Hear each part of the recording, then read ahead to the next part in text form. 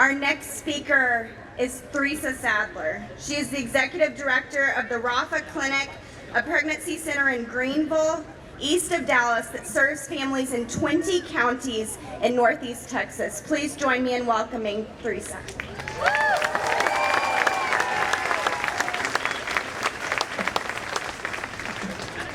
Well, good morning, afternoon. I wanted to first just start with thanking Dr. Joe and Texas Alliance for Life for this amazing event and for welcoming all of us here to be able to remember why we fight. As Claire told you, my name is Threesa Sadler. I'm the Executive Director of the Raffa Clinic. We are a pregnancy resource center. We're located in Northeast Texas in Greenville, and I have been proud to serve there for over 20 years. Our mission is to rescue lives and rebuild families.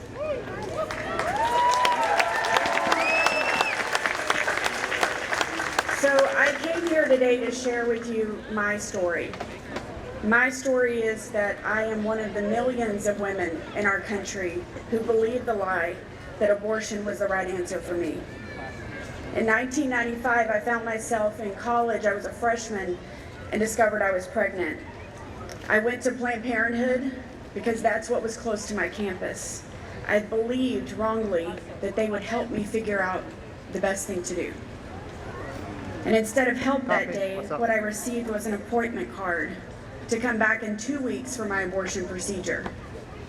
I was alone, I was scared, and I was in shock. The experts, I believed, said that's what was best for me. What's wrong with it? And so I went. And I laid down on that table and I watched as the nurse did the sonogram to figure out how far along I was, hitting mid, to determine how much money they needed to charge me that day. But when they get loud, it peaks. And when she was done, I asked, "Can I see the screen?" And she said no.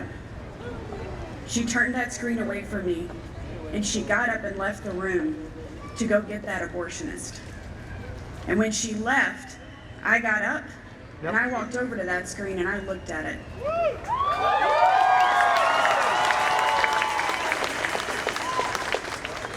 Now what I wish I could say is that I looked at that screen and I got my things and I left and I never looked back. I think I found it. But that's not what happened that I'll have day. to kind of trial and error. Because I didn't know I had options. I didn't know there were places like pregnancy centers in Texas. But what I saw that day is forever etched in my brain, because what I saw was the 10-week outline of my son. Yeah. Now, I have no idea how long I stood there and stared at that screen, but what I do know is that when she walked back in, she took my arm, she said, "You do not need to be looking at that." She put me back on that stretcher. She took a syringe out of her pocket, gave me a shot in my arm, and I fell asleep. And the next thing I remember, I woke up on a couch in someone's office in that Planned Parenthood. I was still alone, and I was still scared, and I was still in shock, because now the reality of what I'd done had began to set in. Oh God. And I hid that day away for many, many years. But God.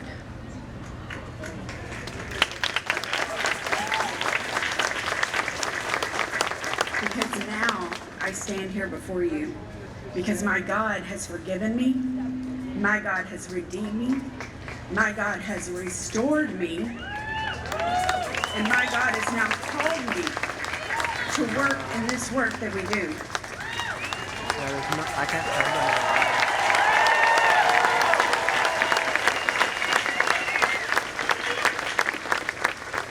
I've now had the privilege for the last 20 years to work on the front lines of pregnancy centers to serve those women in those same situations. I believe that I've met thousands of women who, like me, regretted their choice, who believed the lie of abortion. But I've also been so blessed to meet thousands of women who were served by pregnancy centers, who chose life for their babies, and who now walk among us because of the work that's done there. I actually stood here in 2011. I was blessed with Dr. Joe and Governor Abbott, worked with them on the heartbeat bill and was able to see that bill signed. That it was, in my opinion, one of the ground floor bills that helped build the path to overturn Roe in our country.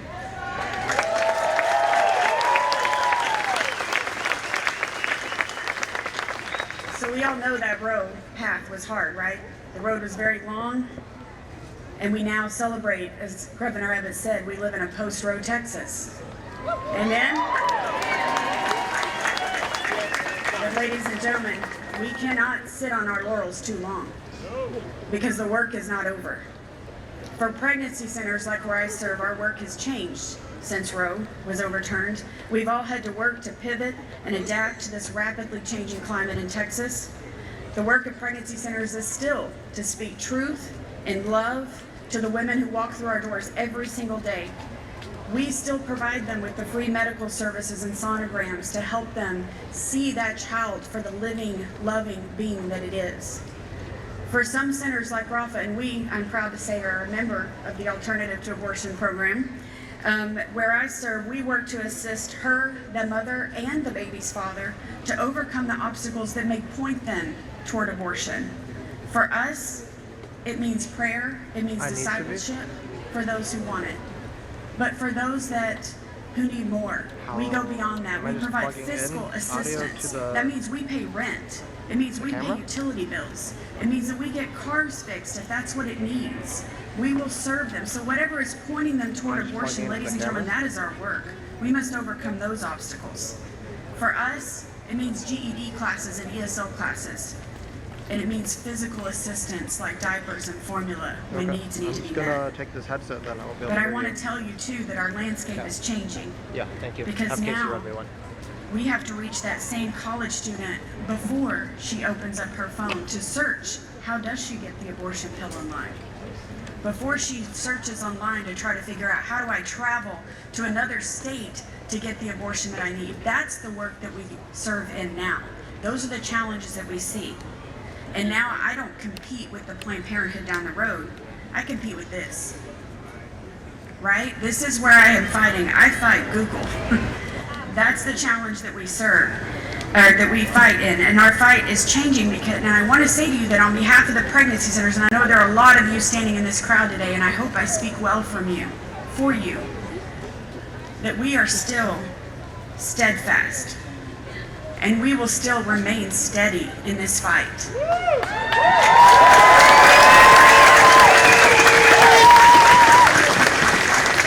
Now, I want to close by addressing those of you today who are like me. For those of you who abortion is part of your story, please hear me. You are not alone. We stand with you too. You don't have to keep this secret. You don't have to keep the shame and the guilt that the world puts on us sometimes. I want you to hear me say, ladies and gentlemen, there is healing for you.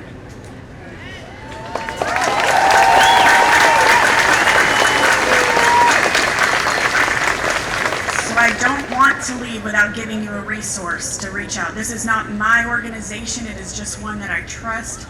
It's called abortionchangesyou.com. If you need to talk to someone, reach out. It is a safe place for you to go.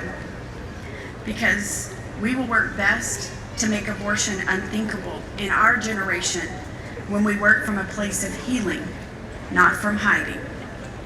God can use your story, no matter how bad you think it is. He can use your story for His glory and for His good and for yours. Thank you.